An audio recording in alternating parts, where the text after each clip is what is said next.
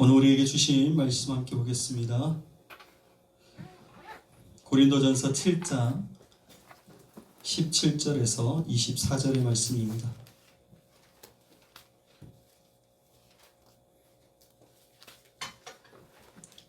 고린도전서 7장 17절에서 24절.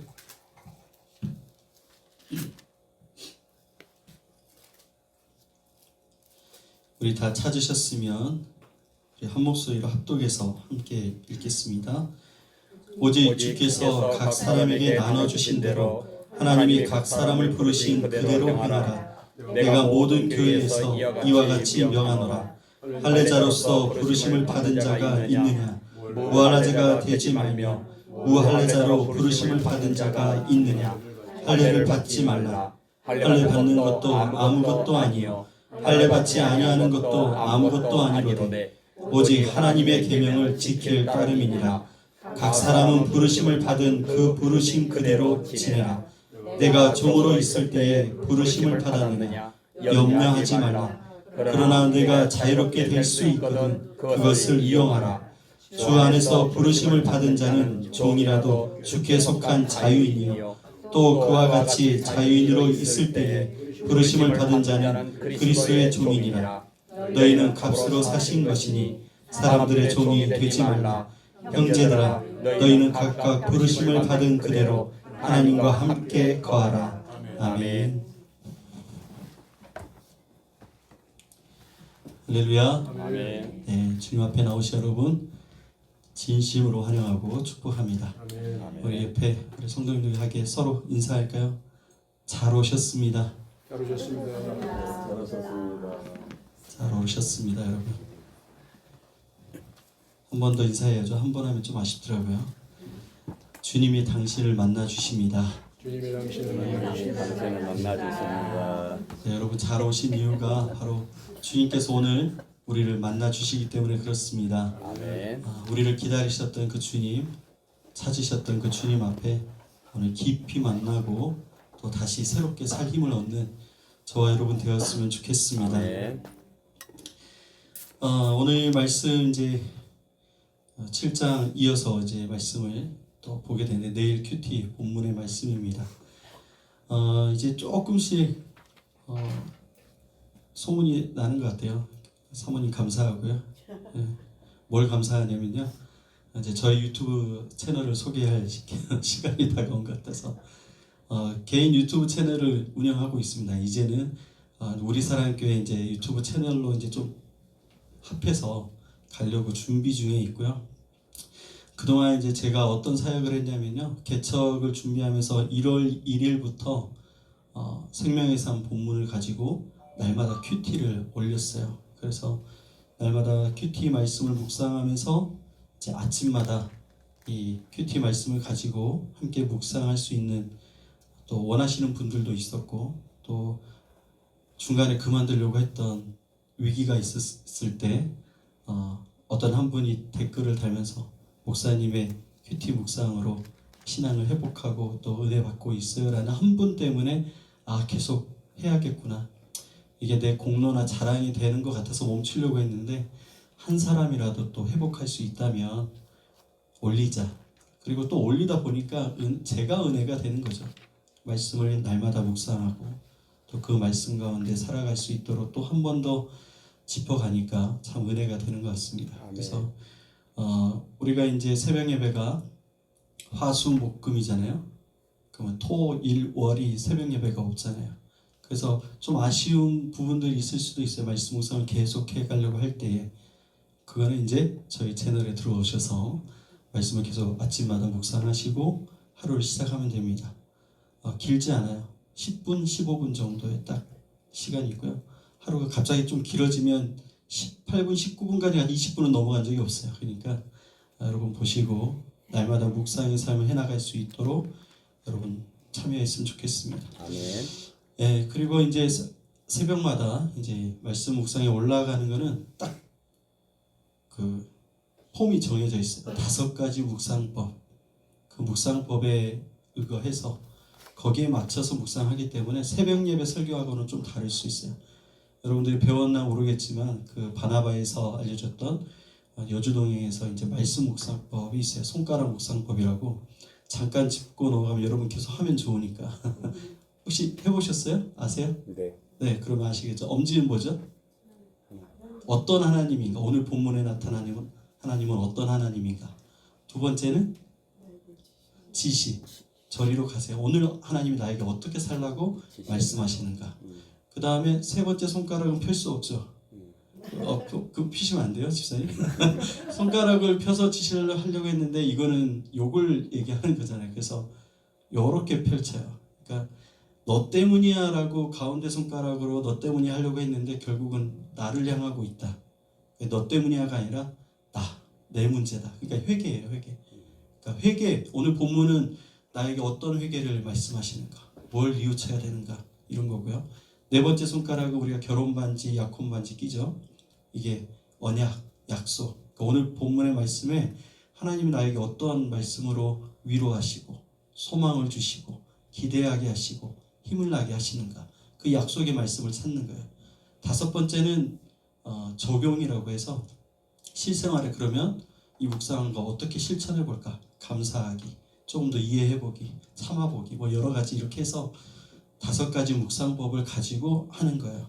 이제 그걸 계속 똑같은 묵상법을 가지고 해오는 겁니다. 그러면 이틀 안에서 내가 말씀을 볼 수 있겠구나, 이렇게 훈련이 되니까 여러분 같이 동참하면 여러분에게도 또 묵상의 삶이 또 회복될 수 있을 것 같습니다. 네, 하나님이 하시는 거고, 네, 저는 순종만 할 뿐이니까 여러분 같이 또 새벽 예배 없는, 아침 예배 없는 날에는 사용하시면 좋을 것 같습니다. 자, 이제 오늘 말씀, 이제 고린도 교회 이야기를 우리가 계속 함께 나누고 있습니다. 이제 고린도 교회 이제 너무 잘 알 것 같아요. 새벽마다 그리고 금요일에도 또 같이 말씀을 고린도 교회에 대해서 나누고 있습니다. 고린도가 어떤 곳이었는가? 정말 세상이었구나. 사단이 지배하는 곳이, 이 죄가 관영하는 곳이 어떤 곳이었는가? 이 고린도와 같다. 그러니까 그 당시에 속담 중에 이런 말이 있었다고 하더라고요. 고린도와 같다라는 말이 그만큼 음란하고 그만큼 자기 주장이 강하고 세상의 부를 쫓아서 성공을 찾아서 살아가는 곳, 이 고린도라는 도시를 들어서 얘기할 정도로 굉장히 유명한 도시였습니다. 근데 그곳에 교회가 생기다 보니까 그곳에서 빛과 소금이 돼야 되는데 교회 안에 은혜가 있음에도 불구하고 세상의 가치관을 그대로 가지고 와서 적용하고 그렇게 살아가고 염려와 걱정이 여전히 있었던 이 교회, 이 고린도 교회에 대한 이야기를 오늘 우리가 함께 보면서 나누고 있습니다. 오늘 이제 말씀을 보면은 이제 고린도 교회를 향해서 부르심에 대한 이야기를 한번 조금 더 강조하고 있어요. 너희를 누가 불렀느냐? 그러니까 우리는 누가 불렀느냐, 누구의 부르심 앞에 살아가느냐가 중요한데, 이 부르심에 따라서 사는 게 아니라 오늘 우리는 내 상황과 환경과 형편이 더 나아지기 위하여 하나님을 찾고 조금 더 나은 인생을 살기 위하여, 행복한 인생을 살기 위하여 종교를 갖는 거죠. 이 고린도가 그랬단 말이에요. 우상 숭배하는 이유, 그 우상이 나를 더 행복하게, 더 평안하게, 더 부유하게 만들어줄 거라고. 그걸 그대로 교회 안에 가지고 오다 보니까 하나님도 나를 좀 더 좋은 환경으로, 좋은 처지로, 연약한 몸이 더 강건해지고 이런 걸 바라면서 교회 안에 들어왔다라는 거예요. 근데 그게 아니라 하나님은 지금 우리가 있는 그 자리가 어떠한 환경이든지 거기에 하나님이 계신다.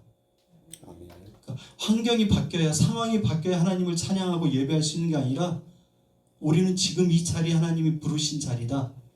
그러니 우리는 믿음으로 그 자리에서 하나님의 부르심에 맞게 순종하고 찬양하고 나아가라. 예를 들어서 오늘 본문의 말씀에 뭐가 나오냐면, 아직 종으로서 그리스도인이 있었고 주인으로서 그리스도인이 있었단 말이죠. 종으로서의 위치에 있는 사람 얼마나 힘들겠어요. 그런데 그 부르심에 맞게 너는 종이지만 예수 안에서 자유한 자다. 이렇게 말씀하시면서 오늘 이겨나갈 수 있도록 내가 너와 함께 한다고 하시는 그 주님의 말씀이 임하고 있습니다. 아멘. 여러분 현대 심리학에 보면은 도착지 증후군이라는 게 있어요. 데스티네이션 신드롬이라고 이렇게 얘기하는데요.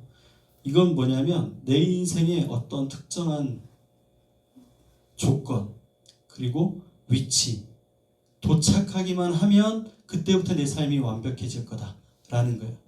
그러니까 무슨 뜻이냐면 자기 자신에게 이제 이런 걸 얘기하는 거예요. 대학에 합격하기만 하면, 좋은 직장에 들어가기만 하면, 아파트 평수가 더 넓혀져서 더 좋은 동네로 이사를 하면, 통장 잔고가 이 공이 많이 붙게 되면 이런 거예요. 그때부터 내 삶이 안정될 것이라고 심리적으로 착각하는 게 이게 도착지 증후군이라는 이야기입니다. 그래서 이 도착지 증후군에 걸린 사람들의 특징이 뭐냐면 늘 지금 여기를 임시거처라고 생각을 해요. 지금은 임시거처. 그러니까 지나가요. 난 더 좋아질 거니까. 환경이 바뀔 거니까. 더 나은 자리를 갈 거니까 지금 오늘은 항상 만족을 못하고 벗어나고 싶어하는 임시거처라고 생각을 한다는 거예요. 그래서 내가 아직 도착하지 못했기 때문에 지금 내가 있는 이 자리는 가치가 없고 불행하고 힘들고 어려울 수밖에 없다고 스스로를 설득한다는 것이죠. 여러분 이 모습을 두고 뭐라고 얘기를 하냐면 사람들은 언제나 다른 곳에 있길 바란다. 그리하여 늘 지금 서 있는 그 자리에서는 불행하다. 이렇게 얘기를 하고 있습니다. 근데 여러분 오늘 사람은 에덴 동산 이후부터 계속 하나님이 주신 자리가 아니라 하나님 없이 내가 원하는 자리를 꿈꾸며 살아왔어요. 그러니까 하나님이 계신 이 에덴 동산에 거하는 게 아니라 사단의 유혹을 받아서 뱀의 속삭임에 의해서 하나님 없이 더 완전한 자리, 더 좋은 자리, 지금 네 자리는 충분하지 않아. 하나님처럼 더 높은 자리가 있으니 그곳으로 올라가야 돼. 이 뱀의 속삭임에 그때부터 오늘 우리는 이렇게 꼬임에 넘어갔다라는 것입니다. 죄의 본질이 뭐예요? 우리가 선악과 이야기를 하는데 단순히 선악과 이야기가 아니라 하나님이 허락하신 현재 오늘의 자리보다 하나님 없이 내가 원하는 자리를 더 갈망하는 게 죄의 본질이라는 거예요. 여러분 오늘 우리가 주님과 함께하고 있잖아요. 근데 오늘 우리의 모습을 보면 연약한 부분이 얼마나 많아요. 얼마 나이 먹지 않은 저도 이 반쪽은 거의 사이보그처럼 수술하고 뭘 집어넣고 뭐 치료하고 하다 보니까 이 반쪽은 그런 몸이에요. 여러분은 어떻습니까? 우리의 몸이 완전하지 않잖아요. 나이가 들수록 점점 약해져가는 우리의 몸. 관절염이라는 거 아시나요? 선생님 아세요? 관절염? 왔습니다. 왔어요 벌써? 이거 오면 안 되더라고요. 이런 것들 나이가 들수록 알아가는 우리의 연약함이 있잖아요. 그러니까 지금 우리가 오늘 어때요? 돈이 별로 없어요. 가난해요. 근데 오늘 우리가 주님과 함께하고 있다는 것을 안다면 하나님 없는 그 더 좋은 자리를 바라는 게 아니라 오늘의 나는 만족하며 하나님 앞에 있을 수 있는데 사람은 끊임없이 다른 자리를 찾는다라는 거예요. 주님을 믿으나 안 믿으나 세상 사람들은 끊임없이 더 좋고 더 성공하고 더 평안하고 더 행복한 걸 찾고 찾다가 헤매면서 인생이 끝난다라는 거예요. 하윤아, 옷이 하나가 아니라 2개 있으면 좋겠고 10개 있으면 좋겠고 20개 있으면 좋겠고 이렇다라는 거예요. 오늘 우리에게 만족함이 없는 거예요. 더 많은 것들을 원하는 다른 자리를 찾고 있습니다. 그래서 뭐가 생겨요? 불안이라는 게 생기는 거예요. 서로 비교하는 게 생겨요. 이게 바로 죄성이 흐르고 있다는 증거예요. 불안과 염려. 내 안에 여전히 죄성이 흐르고 있구나. 내가 여전히 이 속삭임에 내가 귀를 기울이고 있구나. 이 죄성 가운데 자유함을 얻은 자들은 어떨까요? 오늘에 감사하며 오늘에 찬양하며 오늘의 주님 앞에서 이 주신 삶이 얼마나 행복한지 모릅니다. 특별히 남들이 볼 때는 실패, 부딪힘, 위기, 어려움 이런 문제를 만났을 때 오늘의 주님과 함께하고 있는 사람들은 그 부딪히는 문제조차도 하나님이 원하시는 것이 무엇이지? 하나님이 이 문제 이때에 주신 이유가 주님이 내 믿음을 테스트하고 있구나. 에이 주님, 이거는 내가 이길 수 있죠. 에이 주님, 저 이거 안 봅니다. 주님과 함께 있는 기쁨이 얼마나 큰데요. 그렇게 지나갈 수 있는지, 아니면 우리가 걸리고 넘어지고 원망하고 주님 왜 그러세요? 라고 하고 있는지. 그러니까 오늘의 주님에 만족하며 살아가는 사람과 오늘 고린도 교회처럼 이 고린도의 영향을 받아서 끊임없이 다른 자리, 하나님 없이 다른 자리를 찾고 있는 이 죄성 가운데 살아가고 있는지를 오늘 우리가 점검해야 된다는 것입니다. 지금의 나는 부족하고 지금의 내 삶은 실패한 삶이고 다른 자리로 가야 행복할 것 같아. 특별히 오늘같이 금요철의 시간에 많은 성도들이 바꾸고 싶은 문제를 가지고 와요. 어떤 분은 이제 경제적인 문제, 어떤 분은 몸의 질병 때문에 이 질병의 문제, 관계의 문제, 미래에 대한 불안과 자녀 문제, 할 것 없이 많은 것들을 우리가 가지고 옵니다. 그리고 기도하는 게 뭐예요? 하나님, 제발 이 자리에서 건져주세요. 이 어려움에서, 이 고통에서, 이 문제에서 건져주세요. 제발 우리 자녀들을 책임져 주세요. 근데 그 기도의 출발이 불안에서 출발한다는 거예요. 믿음으로 출발하는 기도의 응답이 얼마나 큰데 우린 그 비밀을 너무 놓치고 있다는 거예요. 불안해서 기도하는 게 아니라 내가 주님 뜻 안에서 감사로 기도할 때 하나님 치유하시고 새롭게 하시고 회복하시는 은혜들을 우리가 경험할 수 있다는 거예요. 아멘. 오늘 사도 바울이 그래서 이렇게 얘기합니다. 세상이 말하는 도착지를 향해 자리를 바꾸려고 하지 말고 하나님이 왜 지금 그 자리에 너를 부르셨는지를 보라. 이게 오늘 이제 7장 이 후반에 나오는 말씀의 내용이에요. 자꾸 자리만 환경만 바꾸려고 하지 말고 오늘 왜 그 자리에 너를 부르셨는지를 생각해봐라. 하나님의 뜻이 있다. 기도해봐. 그러면 평안을 얻을 거야. 기쁨을 얻을 거야. 소망을 얻을 거야. 오늘 우리에게 그렇게 이야기를 하고 있습니다. 아멘. 이번 주, 그러니까 이제 우리가 취임식을 앞두고 있잖아요. 추대식을 앞두고 있는데 저는 그래요. 그렇게 느껴져요. 부딪히는 문제, 막히는 문제, 마음을 요동치게 하는 문제들이 일어나요. 저 개인적으로, 우리 가정적으로, 그리고 우리 교회적으로. 이런 위기들을 제가 경험하고 있어요. 사람이니까 불편한 마음도 일어나고 마음이 어렵기도 하고 그렇습니다. 고민도 되고. 그런데 깨닫는 건 뭐냐면 그 깨달음은 이건 당연히 지나가야 되는 과정이라는 거야. 그러니까 한번 마지막 지금 이제 도착하기 전에 사단의 입장에서는 망가뜨리고 싶고 하나님의 입장에서는 우리가 더 단단해지기를 원하고 더 하나님 앞에 붙기를 원한다라는 거죠. 여러분, 부딪힘 있는 거 원래 뭐 취임식이 있든 없든 상관없어요. 원래 있는 문제예요. 근데 오늘 내가 어떻게 받아요? 하나님이 하시는구나. 하나님이 막고 있고 하나님이 지금 멈추게 하고 부딪히게 하는구나. 왜? 그 문제 속에 들어가는지 아니면 주님을 바라보고 있는지, 정말 주님을 기대하고 믿음으로 서 있는지 아니면 이 육신의 문제 여전히 염려하고 있는지를 오늘 우리에게 보고 있고 확인하고 계신다는 거예요. 아멘. 사랑하는 여러분, 복음을 믿고 난 이후에도 사람들이 나는 부족해, 난 할 수 없어, 하나님이 나를 쓰려면 더 훈련돼야 되고 더 좋은 자리에 있어야 되고 내가 더 좋은 조건을 가지고 있어야 돼 라고 생각을 한다는 거예요.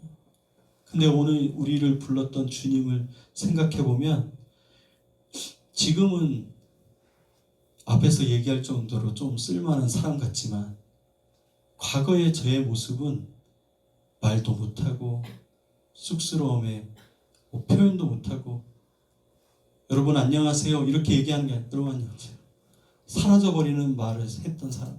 뭐라고요? 아니 이렇게 했던 사람이라는 거예요. 표현도 못했던 사람이 오늘 그리스도 안에서 그 은혜를 누리며 믿음 안에서 살다 보니 사람이 달라지고 변해지고 자신감이 생길 수 있는 거예요. 나와 함께 하신 하나님을 볼 수 있는 눈을 갖게 되었다라는 것입니다. 그래서 오늘 본문에서 하나님의 부르심은 먼저 장소를 바꾸는 게 아니라 먼저 나를 바꾸는 거다. 존재, 나라는 존재.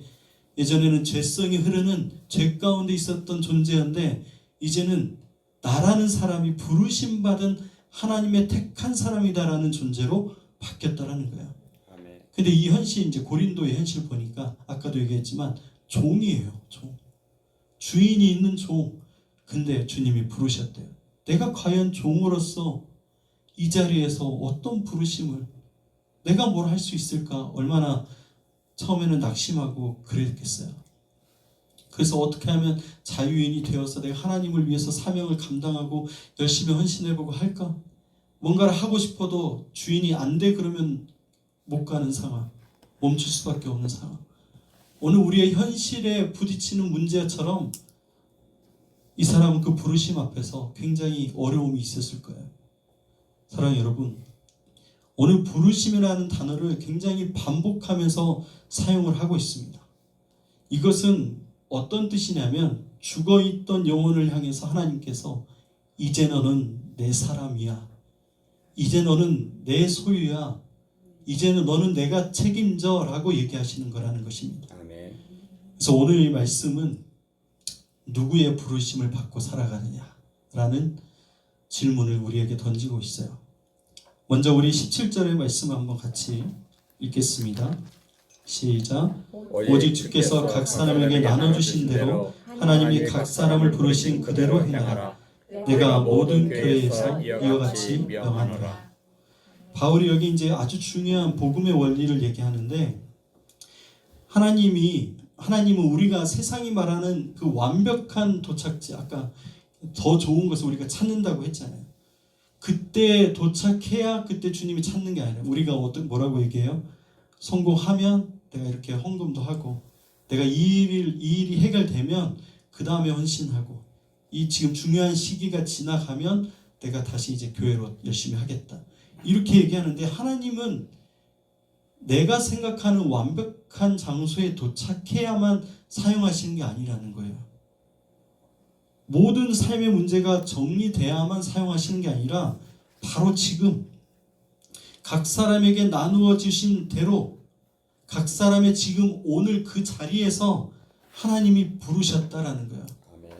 병상에 누워 있는데 주님이 나를 부르셨고 오늘 거리에서 가난에 시달리고 있는 그때 주님이 나를 부르셨다라는 거예요. 오늘 고린도 교회 성도 중에 종으로 있는 그 사람에게 주님의 부르심이 있었다라는 것입니다.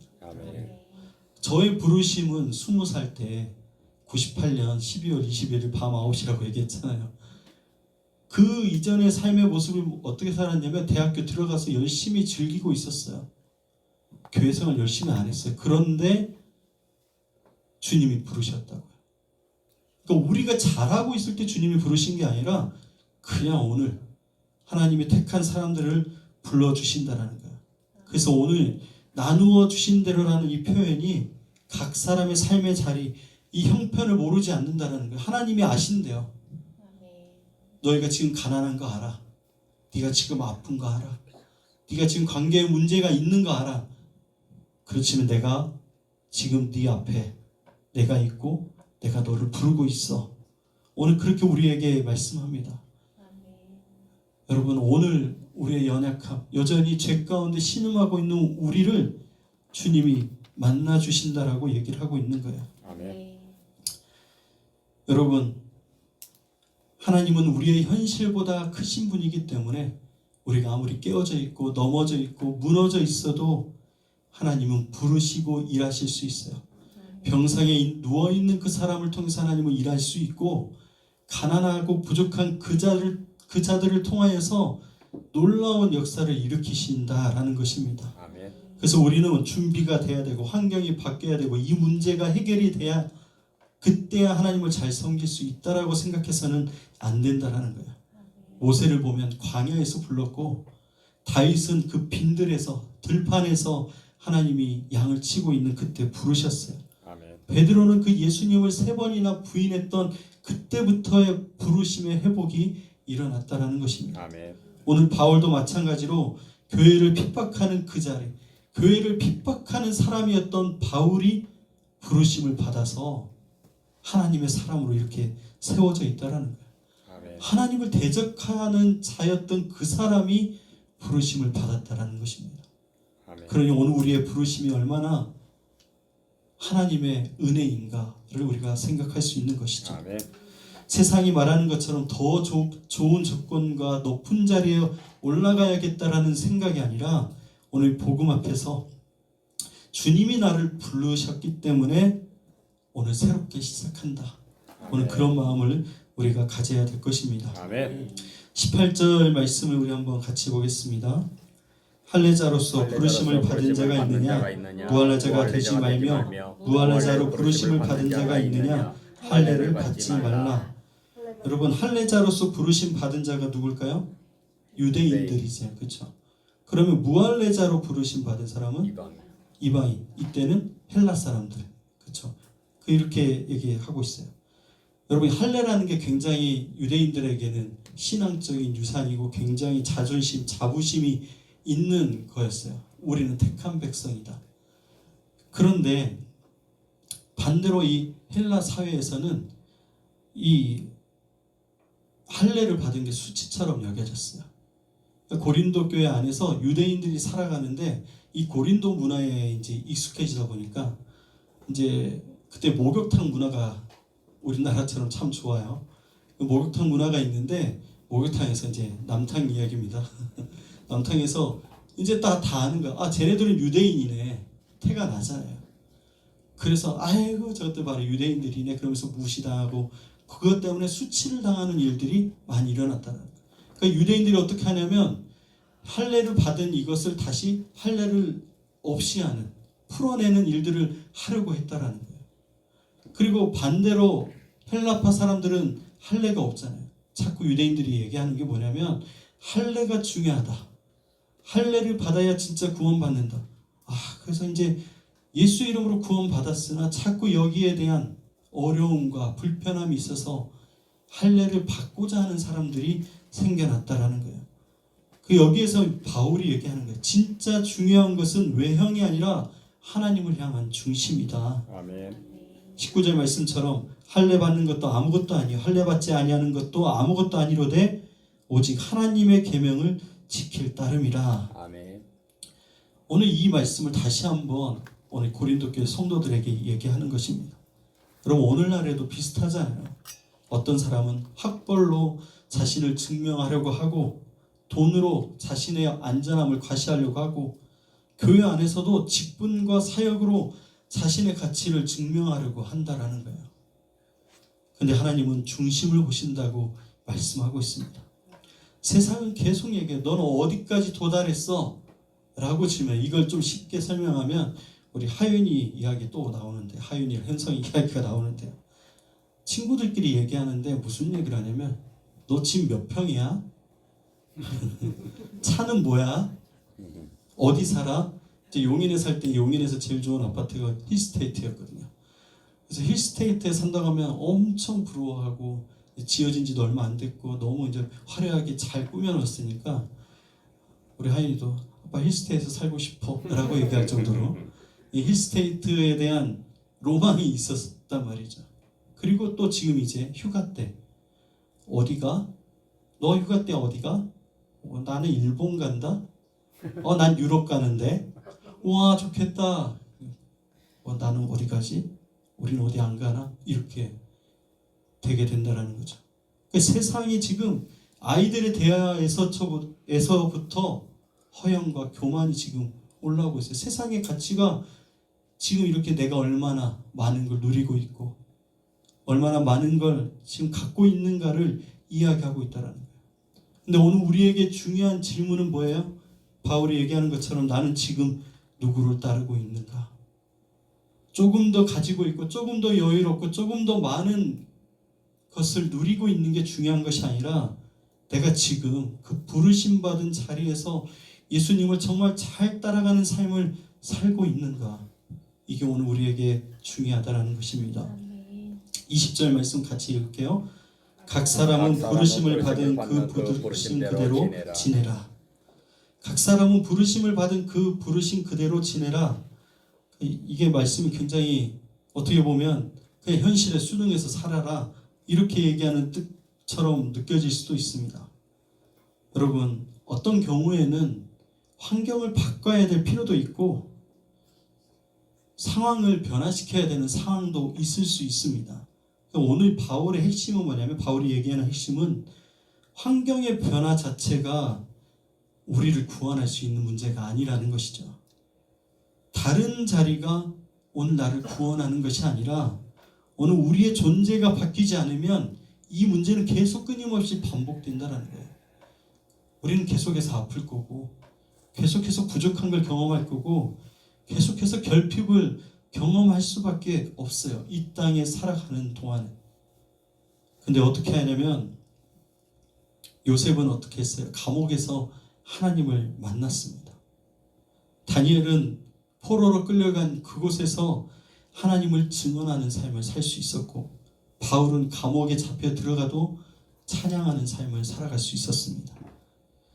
우리는 언젠가는 주님을 잘 섬길 수 있을 거야 라고 얘기하겠지만 그게 아니라 바로 지금 오늘 우리가 서 있는 그 자리에서 주님이 순종하라고 말하고 있는 것입니다. 지금 그 자리에서 부르신 그대로 지내라. 순종의 삶을 이뤄내라. 오늘 우리에게 이렇게 말씀하고 있습니다. 21절 말씀 보니까 네가 종으로 있을 때에 부르심을 받았느냐? 염려하지 말라. 그러나 네가 자유롭게 될 수 있거든 그것을 이용하라. 종이라는 것은 좋은 직업이 아니죠. 주인한테 주인의 소유물로 있는 것이니까. 그들에게 최고의 도착지는 자유인이 되는 거였고요. 근데 바울은 부르심 받은 그 자리에서 종으로서 주님께 속한 자유인으로 살아가라 라고 이야기를 하고 있습니다. 사랑하는 여러분, 복음은 우리에게 이렇게 얘기해요. 진짜 신분은 세상에 있는 게 아니라 그리스도 안에서 결정이 된다고 이야기를 하고 있습니다. 22절 말씀을 같이 읽겠습니다. 주 안에서 부르심을 받은 자는 종이라도 주께 속한 자유인이요 또 그와 같이 자유인으로 있을 때에 부르심을 받은 자는 그리스도의 종이니라. 아멘. 주 안에서 부르심을 받은 자는 종이라도 주님께 속했기 때문에 자유한 자가 되었다라는 거예요. 아멘. 내가 얻은 자유함을 볼 수 있는 눈, 그 깨달음이 오늘 필요하다라는 것입니다. 아멘. 종과 같은 입장에서. 근데 오늘 우리가 어떤 종으로서 살아가고 있냐면 세상에서 서로 비교하고 인정받고 싶은 이 중독에 시달리고 성공에 대한 강박이 있고 미래에 대한 불안, 사람들의 시선, 물질의 종으로서 살아간다는 거예요. 자유한 것 같은데, 겉으로는 자유한 것 같은데 사실은 세상의 평가 한마디에 무너지는 것들을 경험한다는 것입니다. 이번 주에 부딪히는 일들이 참 많다고 했잖아요. 지난주에 꿈에서 그 어떤 분에게 혼났다고 그랬잖아요. 그게 실제로 일어났어요. 그래서 저도 못 깨달았는데 우리 아내가 실제로 똑같이 꿈처럼 혼났네 이렇게 하더라고요. 그래서 꿈처럼 된 게 이게 너무 좀 웃기기도 했고, 그러면서 하나님 앞에 기도하면서 그냥 불편한 마음도 있는 반면에 참 신기하고 웃기기도 하고, 이렇게 하나님은 나를 사랑하셔서 그냥 넘어가시지 않는구나. 야, 우리 사랑교회에 일어나는 이 모든 일들이 얼마나 섬세한 하나님의 손길 속에서 움직이고 있는가. 이 기회를 타서 얼마나 우리 성도들을 훈련시키고 새롭게 하고 우리의 삶이 완전히 변화되기를 주님이 기대하시는가. 거기에 대한 감사가 있었습니다. 사랑 여러분, 우리는 원래 죄의 종이었고 두려움의 종이었고 욕망의 종이었어요. 그런데 예수님께서 십자가로 우리를 자유케 하셨습니다. 고린도전서를 전하면서 계속 십자가를 얘기하거든요. 저번 이제 수요일날 목사님이 얘기하셨는데 교회로 인도하고 교회로 한번 와보라. 그리고 나서 복음을 듣게 하는 진짜 전도가 일어난다고 했잖아요. 그러면서 깨달았던 게 뭐냐면 내가 지금 새벽에 전하고 또 이렇게 계속 전하면서 십자가 얘기, 복음 얘기를 하는 게 내가 지금 전도하고 있구나. 우리 성도들을 지금 교회에 나온 하나님의 사람들을 다시 한번 복음으로 내가 지금 전도하고 있구나. 이걸 쉽게 해서는 안 되겠구나. 십자가에 대해서 확신을 갖고 더 강하게 얘기할 수 있어야 되겠구나라는 생각을 했어요. 아멘. 아, 굳이 또 십자가 어제 한 얘기 똑같은데 오늘도 또 해? 그게 아니라 전할 수 있을 때에, 그리고 하나님께서는 미련한 것으로 지혜롭다 하는 세상을 부끄럽게 만든다고 하셨으니 나는 십자가를 정말 잘 전해야 되겠구나 라는 생각을 하게 되었습니다. 아멘. 오늘 말씀도 마찬가지예요. 핵심이 뭐예요? 예수님께서 우리의 죄값을 대신 지불하시고 우리를 사셨다라는 거예요. 아멘. 주님이 사셨으니까 지금 내 신분이 종이든 가난하든 질병으로 지금 신음하고 있든 그게 중요하지 않다라는 거예요. 주님이 나를 샀으니까 나는 영원의 소망을 갖게 되었고 천국의 소망을 갖게 되었고 지금 내가 울지 않아도 되는 그 소망이 내 안에 들어오게 되었다라는 거예요. 아멘. 비로소 참 자유를 내가 얻게 되었구나. 예수님의 십자가로 인해서 우리가 이렇게 소망의 삶을 살 수 있게 되었구나라는 것을 깨닫게 되는 것입니다. 아멘. 오늘 말씀의 결론을 맺겠습니다. 사랑하는 여러분, 많은 사람들이 끊임없이 다른 자리를 꿈꿔요. 지금의 자리보다 더 나은 자리, 더 좋은 자리, 더 괜찮은 자리를 꿈꿉니다. 그래서 행복이 목적이 되면 더 행복한 사람을 보며 우리는 불행해질 수밖에 없어요. 우리의 방향은 복음밖에 없고 예수 그리스도밖에 없는 것입니다. 행복이 앞서버리면 좋은 이름 같지만 예수님 없는 행복은 우리를 비참하게 만들 수밖에 없습니다. 예수님 우리를 구원하시기 위하여 이 땅으로 내려오셨습니다. 가난한 자리로 오셨고 눈물의 자리로 오셨고 버림받는 자리, 십자가의 자리까지 오셨어요. 바로 오늘 우리의 모든 형편과 상황을 그 누구보다도 잘 아신다는 거예요. 나의 눈물을 이해하시는 분이 예수님이에요. 여러분, 그 향유를 부었던 그 마리아를 하나님 왜 성찬식 말고도 또 기념하라고 얘기했죠? 제자들, 12제자들이 제자들에게 내가 이제 십자가를 질 거야 3번 얘기하는데 십자가를 이제 질 거야 이것 때문에 내가 여기 온 거야 라고 했을 때 아무도 그것을 받아들이지 않았고 그 12제자들이 어떻게 해요? 그냥 육신의 성공만 꿈꾸면서 예수님이 왕이 되면 내가 좌의정 우의정 우편에 좌편에 쓸 거야. 부모들까지 동원해서 내 아들 좀 예수님이 왕이 되시면 이렇게 해주세요. 독립시키면 이렇게 해주세요 라고 할 정도로 주님은 외로운 시간을 보냈다라는 거예요. 그런데 예루살렘과 갈릴리를 왔다 갔다 하시면서 이 집에 잠깐 들려서 들려줬던 그 복음을 듣고 마리아는 어때요? 예수님의 장례를 준비하고 예수님 가신 길 이제 가면 더 이상 못 볼 것을 깨닫고 있었고 이 가신 길에 가야만 하는 것을 깨닫고 가셔야만 우리가 구원받을 수 있는 것을 알았기 때문에 그에게 모든 것을 부어드릴 수 있었던 것입니다. 아멘. 그러니까 그 시대에 예수님의 마음을 위로해준 단 한 사람이 마리아였다. 기념하라. 나의 가는 길을 이해하고 함께 동참해준 사람은 이 사람밖에 없는 거예요. 기념할 이유가 충분한 것이죠. 여러분, 오늘 우리는 이 예수님의 마음을 이해하고 있을까요? 내 마음, 내 현실, 내 상황을 이해하길 원하고 새롭게 해달라고 얘기하지만 반대로 나는 예수님의 마음, 예수님이 지금 얼마나 아파하실지, 얼마나 고통스러워하실지, 우리를 보며 얼마나 신음하고 계실지, 우리를 보며 얼마나 조마조마하고 있을지를 우리가 볼 수 있느냐라는 것입니다. 오늘 말씀을 보면은 형제들아 너희는 각각 부르심을 받은 그대로 하나님과 함께 거하라 이렇게 마무리하고 있습니다. 하나님과 함께 하나님 곁에서 하나님 임재 안에서라는 뜻을 갖고 있습니다. 아멘. 오늘 거친 현실 속에서 무너지지 않을 수 있는 이유, 오늘 우리가 무너지지 않는 이유는 하나님이 함께 하시기 때문에 그렇습니다. 아멘.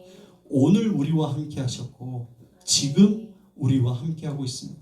바로 이 자리에 주님이 우리와 함께 하시고 우리를 붙들어 주고 계신 것입니다. 아멘. 그래서 우리는 도망치지 말고 낙심하지 말고 남과 비교하지 말고 나와 함께 하시는 주님을 바라보며 믿음으로 승리하는 우리가 되어야 될 줄 믿습니다. 아멘. 이 시간 우리 함께 기도할 때에 하나님 내 환경보다 먼저 내 존재를 붙들어 주셔서 내가 먼저 바뀔 수 있게 하시고 다른 자리를 꿈꾸며 사는 자가 아니라 지금 하나님이 나와 함께 하시는 이 자리에서 믿음으로 설 수 있게 하달라고 그렇게 우리가 기도하면서 나아갔으면 좋겠습니다. 아멘. 우리가 주님의 손을 붙드는 순간에 하나님이 역사하실 것입니다. 우리가 원망하던 그 자리도 하나님의 임재가 머무는 거룩한 사명의 자리로 바뀌게 될 줄 믿습니다. 아멘. 우리 한번 같이 기도할 때 주님 임하여 주시옵소서. 하나님과 함께 하나님과 동행하며 살아가는 우리의 삶이 되도록 도와주시옵소서. 우리 다 같이 주여 한번 부르짖고 기도하겠습니다.